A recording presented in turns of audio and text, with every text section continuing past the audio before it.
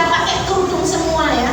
Tapi saya sering menemukan anak-anak di mana masih usia balita atau masih usia-usia yang di atas 5 tahun itu pakaiannya anak perempuan diberi pakaian dengan pakaian apa? Laki-laki. Itu satu, membentuk karakter ibu, itu yang membahayakan ya. Satu, nanti dia akan terbiasa menggunakan pakaian yang seperti laki-laki. Yang membahayakan yang kedua adalah jiwa. Jiwanya yang dikhawatirkan akan tumbuh hal-hal yang bersifat, misalkan perempuan dipakai seperti laki-laki, tumbuh sifat gayanya, ya kan? Kenapa? Karena hal-hal yang ditanamkan oleh orang tuanya ini salah kan? Salah kaprah sejak awal. Ini yang salah. Saya pernah punya teman ya. Kebetulan dia senang. Ini pengalamannya. Dia punya teman, saya punya teman, senang sama sesama jenis, senang sama perempuan. Ini padahal perempuan. Rambutnya dipotong cepat seperti laki-laki, celanaan seperti laki-laki, sehingga orang kalau manggil mas-mas. Suka pakai sepeda motor sama pakai ini topi. Ternyata apa?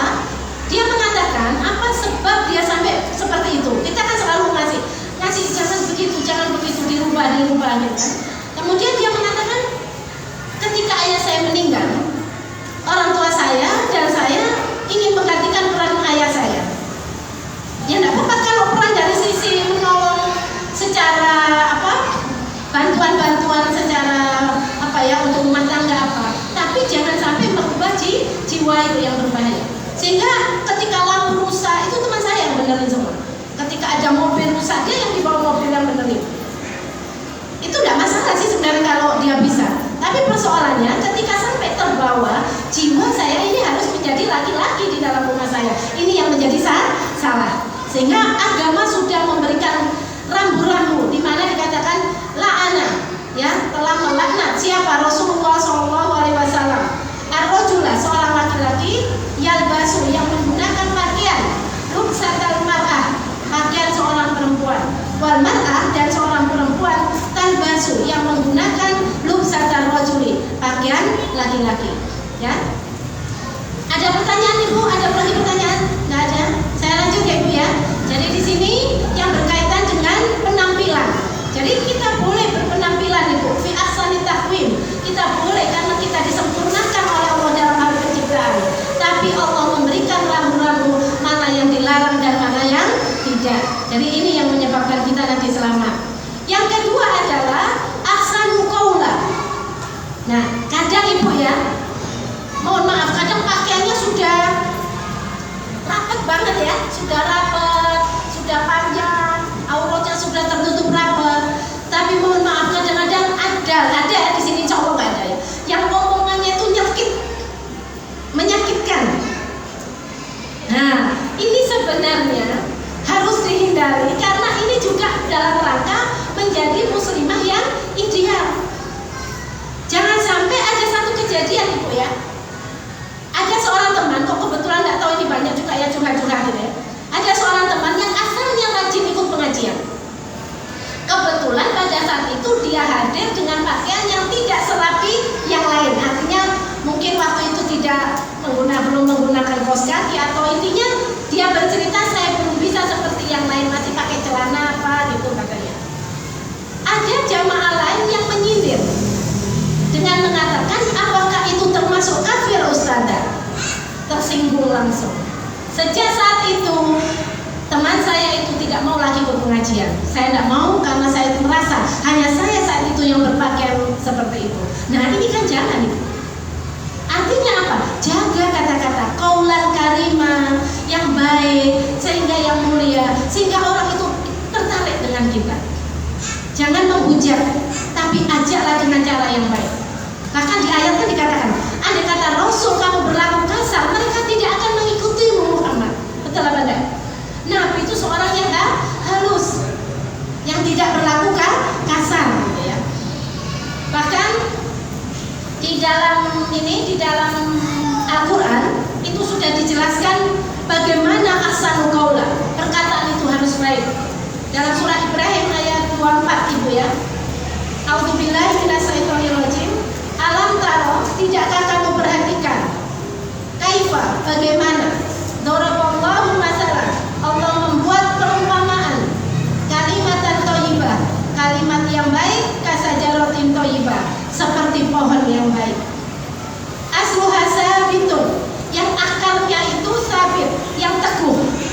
wa far'uha fis sama, dan cabangnya menjulang ke langit.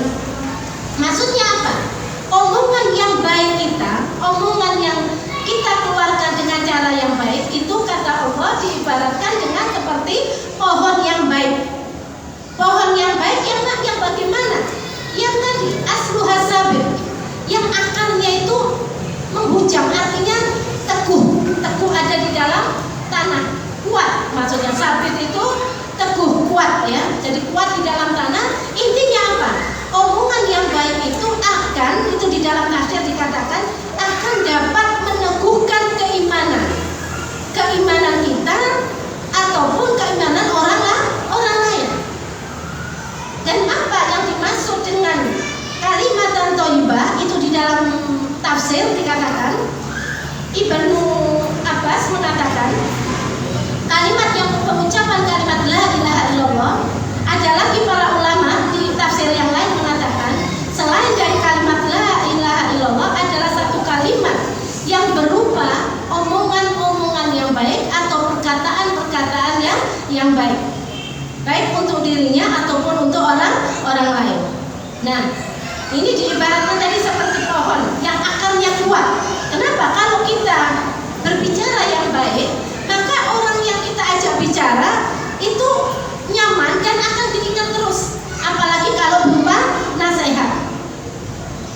Dan ketika kita beromong yang baik, insya Allah kita sendiri tidak akan merasa menyesal. Kenapa? Karena kita tidak menyakiti orang lain. Perkataan yang baik juga bisa dikatakan kalimat la ilaha illallah atau zikir kepada Allah. Kita sering berzikir kepada Allah, itu juga masuk kepada kalimatan thayyibah yang berguna untuk kita dan untuk orang lain. Maka di sini dikatakan asluha sabit, nanti kuat, menumbuhkan kekuatan dalam keimanan kita. Wa far'uha fis sama, dan cabangnya ke langit. Maksudnya apa? Maksudnya omongan kita itu nanti akan sampai pahalanya kepada Allah. Jadi akan sampai, akan didengarkan oleh Allah dan dicatat pahalanya oleh Allah. Kenapa? Dilanjutkan di surah Ibrahim 25 tadi dikatakan ketika pohon yang baik tadi dengan kalimatan yang baik sebagai contoh pohon tadi tu'ta ukulaha, yakni apa? Yang akan memberikan ukulaha, buahnya, ulahir setiap musim bi'idzni rabbiha, dengan izin Tuhannya. Jadi kenapa? Omongan yang baik, zikir yang baik akan membuahkan hal-hal yang baik di sini. Jadi pohon berbuah. Jadi omongan kita ini berbuah. Berbuah apa? Berbuah kebaikan. Kapan? Ulahir setiap musim akan ada, akan menghasilkan dengan izin Allah. Wa yadribullahul amsal, dan Allah membuat perumpamaan-perumpamaan linnas untuk manusia la'allahum yatadzakkarun, agar mereka ingat. Jadi supaya kita ingat, supaya ketika dalam berkata-kata kita harus berpikir dulu, jangan seenaknya, ya. Terutama kita ibu ya, para kaum ibu ya. Jadi gini, ucapan kita itu kan kita kepada Allah dengan zikir ya ibu ya. Ucapan kita kepada manusia itu baik melingkupi siapa? Keluarga kita, anak kita, suami kita, kepada lingkungan, kepada tetangga kita, ya kan? Kepada lingkungan, mungkin kalau kita bekerja, tempat kerja kita, atau kalau pengajian kita ini, maka di komunitas pengajian kita, seperti itu. Saya akan kasih contoh itu ya. Saya baca di salah satu buku ya, membentuk mendidik karakter dengan karakter, insya itu judulnya. Itu begini Bu, ada seorang anak, ya, seorang anak itu namanya disebut di situ namanya ya, bukan riba, namanya memang sudah ada di tulisan itu, Profesor Umar namanya. Jadi Profesor Umar itu di masa kecilnya itu kena penyakitnya polio. Polio itu sampai akhirnya mengecil salah satu dari kakinya. Dia berjalan dengan pincang. Setiap kali sekolah dia diejek oleh teman-temannya. Kalau ingin mau berteman dengan mereka, mereka bukan menyambut malah mengejek dengan mengatakan Umar pincang, Umar pincang. Sambil ditirukan cara berjalannya. Maka Umar datang ke ibunya sambil menangis dengan mengatakan, saya tadi diejek oleh teman-teman saya. Ditanya oleh ibunya, apa yang dikatakan oleh temanmu tadi? Mereka menirukan saya ibu dengan ya berjalan pincang tadi. Kemudian kata ibunya, kamu punya isi kepala yang akan lebih hebat dari mereka. Kamu akan bisa pergi ke dunia manapun dengan isi kepala kamu, bukan dengan kaki kamu. Ibunya bisa memberikan kata-kata yang dahsyat seperti itu. Itu membekas di hati Umar. Baru nyamuk pertama, ibu sudah komen, ibu sudah bilang, aduh kok kotor kabeh, saja nyapu. Nah, ketika disuruh lagi, kamu jangan nyapu lagi, dia bilang enggak lah. Katanya ibu, saya nggak bisa, kotor. Jadi jangan begitu. Lebih baik diingatkan dengan misalkan, udah bagus yang punya, nanti lain waktu ininya mungkin lebih ini lagi nak. Jadi adalah kata-kata. Kadang menulis juga begitu bu. Anak menulis baru sekolah bu ya, bukan kayak kita. Kadang ibu nggak telaten. Betul apa enggak? Nulis kadang nggak bisa itu ibu langsung ngabur. Gobloknya mulai dulu diajari nggak bisa. Jangan ibu, nanti goblok bener anaknya. Kita ngomong dengan baik. Ibu dulu juga nggak bisa bu. Ibu dulu belajar. Kamu dulu juga lahir nggak langsung lari. Kamu dulu harus merangkak, kemudian kamu bisa berjalan. Nah inilah ucapan yang harus kita pikirkan kepada seorang anak, sehingga anak itu tumbuh menjadi anak yang cerdas, menjadi anak yang percaya diri, tidak gampang menghujat dan tidak gampang berputus asa. Dan ini yang kalau kita ahsanu qaula terhadap anak. Demikian juga terhadap suami. Jangan gampang-gampang kesalahan suami langsung dilokno, langsung diejek gitu ya. Ada salah sedikit aja sudah, masya Allah. Ngomongnya nggak pernah gini, nggak pernah gini. Ini hati-hati bu. Ada hadis yang mengatakan perempuan itu ketika Rasul diajak diperlihatkan banyak ahli neraka itu kaum perempuan. Di antara sebabnya orang perempuan itu jarang mau berterima kasih kepada suaminya. Maksudnya apa? Seringkali suami itu sudah kasih belanja, sudah kasih apa, tapi salah sedikit aja sudah bilang, kamu itu gak pernah baik sama aku, kamu itu jahat sama aku. Pokoknya kata-katanya itu gak mengenakan. Dan inilah yang dikatakan kita harus ahsanu qaula. Kita belajar lagi dari siapa ibu?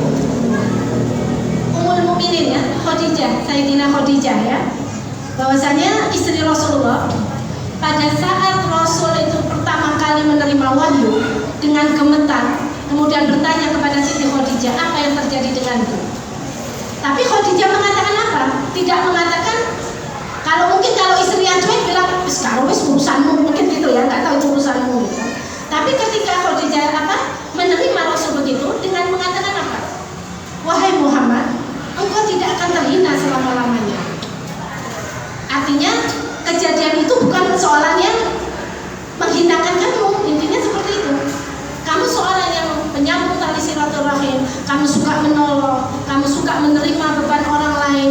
Insya Allah tidak akan membuat kamu, artinya ada kesalahan pada diri kamu. Intinya seperti itu. Itu bisa dilihat di tafsir ya, di Sirah Nabawi ya. Jadi intinya apa? Kata-kata ini harus diatur dengan baik, supaya tidak membuat pasangan kita sakit, tidak membuat anak kita terluka, ya, tidak membuat lingkungan kita juga terluka, bahkan hengkang dari komunitas kita. Ini yang membahayakan, ya, karena kita niatnya baik, tapi kadang-kadang malah menjadi salah ketika kita salah dalam berkata-kata. Yang ketiga adalah ahsanu amalah, ya, ahsanu amalah, ya, dicatat ibu ya. Ahsanu amalah itu adalah ada juga pun di ahsanu terbaik amalannya, itu artinya terbaik amalnya. Itu ada di surah Al-Mulk ayat 2. A'udzubillahi minasyaitonirrajim. Alladzi khalaqal mauta wal hayata liyabluwakum ayyukum ahsanu amala. Ya. Allah yang menciptakan, Allah itu maksudnya Allah telah menciptakan al-maut, kematian, wal hayat dan kehidupan. Dia berwaktu untuk menguji kamu ayyukum ahsanu amala, siapa yang terbaik amalnya. Wa huwal azizul ghafur, dan dia maha perkasa lagi maha pengampun. Jadi di sini apa? Kita diciptakan hidup dan diciptakan mati untuk apa? Untuk diuji. Kita diberikan kenikmatan itu ujian, kita diberikan kesusahan juga ujian. Untuk apa? Untuk Allah itu mengetahui siapa yang ahsanu amal, siapa yang terbaik amalnya. Nah, amalan di sini mencakup apa itu? Hablum minallah dan hablum minan nas. Kalau hablum minallah itu namanya ibadah mahdho, Ibu, kayak sholat, puasa, zakat, toharo dan lain sebagainya. Artinya harus ada aturan-aturan yang sesuai dengan dalil. Ibu tidak bisa ngawur. Misalkan ada sholat 5 waktu mau saya tambahkan supaya lebih baik karena tadi ahsanu amal, nggak boleh, Ibu. Itu harus berlandaskan dalil. Kalau ibu tidak berlandaskan dalil, itulah nanti yang dinamakan dengan bid'ah. Ya, bid'ah itu ibadah yang tidak ada dasarnya, yang mereka menganggap itu satu kebaikan, pada sebenarnya bukan kebaikan, malah dilarang gitu ya. Karena nambah-nambah ibadah itu dilarang. Jadi intinya kalau hablum minallah, kalau berkaitan dengan ibadah-ibadah mahdho yang sudah ditentukan, itu tidak boleh ditambah-tambah lagi. Itu yang pernah beberapa waktu lalu saya menyampaikan tentang bagaimana cara sholat, toharo dan lain sebagainya. Mungkin kalau lain waktu bisa kita ulang lagi kalau memang dibutuhkan gitu ya. Kemudian hablum minan nas, yang tadi hablum minan nas, bagaimana kita berbuat baik kepada sesama manusia. Ya, hati-hati. Kadang kita sudah sholat malam, kita sudah sholat puasa, baik wajib sunnah, rajin, kemudian zakat, sedekah rajin, tapi menyakiti orang, ya, itu ada hadis juga, namanya muflis, ya, hadis muflis, kebangkrutan. Jadi Nabi bertanya kepada sahabat dengan mengatakan, "Mama, muflis, apa muflis?" Muflis itu bangkrut. Sahabat menjawab, ya orang yang habis harta bendanya ya Rasulullah. Tapi kata Nabi apa? Bukan itu. Dia datang dengan membawa pahala puasa, dia datang dengan membawa pahala zakatnya, dia datang dengan membawa sholatnya. Tapi dia suka apa? Menuduh orang lain berbuat zina, dia pernah membunuh orang, dia pernah mencaci maki orang. Maka karena itu akan dikurangi pahalanya. Setelah habis dia akan dilemparkan ke dalam api neraka. Nah inilah. Jadi 3 hal ini perlu kita ini ya. Kemudian ada yang sering terlupakan oleh kita apa? Beramal terhadap lingkungan hidup. Ya, ada hadis yang jarang mungkin disampaikan Ibu ya. Yakni tentang apa? Bagaimana kita harusnya lingkungan kita ini banyak menanam pohon misalkan ya Bu ya. Artinya kita penghijauan Ibu ya, kita bikinlah penghijauan karena di situ kita menjaga ekosistem alam Ibu ya. Ini ada hadis ya, Bismillahirrahmanirrahim. Muslim Bu ya, sahih ya, wa fala yakhrisu. Ya, maka tidaklah seseorang itu menanam, seorang muslim itu menanam, muslimun ghorsan, satu tanaman, fayakulu minhu, lantas memakan darinya, dari tanaman itu apa Bu? Insan, manusia. Jadi misal Bu, kita tanam jeruk purut, tanam pandan, tanam kemangi, jangan pelit-pelit Ibu ya, tanam cabai, tetangganya minta, aku minta kemanginya ya, oh ya monggo, saya minta jeruk, aku sih tak pernah berarti pelit, Masya Allah, jangan Ibu ya. Jadi kalau bisa ini kata Nabi, nanti jadi sedekah sampai hari kiamat Ibu, jadi pahala, eman ya. Jadi kalau ada kita kalau mau kata hadis ini, Nabi mengatakan fayakula minhul insan, dimakan oleh manusia, wala gabah, dan juga tidak lupa juga siapa yang makan, binatang melata, mungkin ada kadal lewat ikut makan, ada bunglon nempel di situ ikut makan, wala toir, dan tidak juga apa? Burung, tidak kecuali burung ikut makan. Ilakan adalah sodako, melainkan baginya dianggap sebagai sedekah, sebagai sodako. Ila yaumil kiamah, sampai hari kiamat.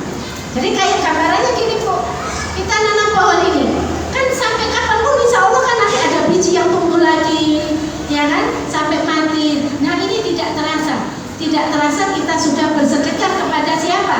Baik kepada manusia, kepada hewan, dan kepada alam sekitarnya. Itu Ibu ya. Barangkali ada yang ditanyakan dari pertemuan ini, ya.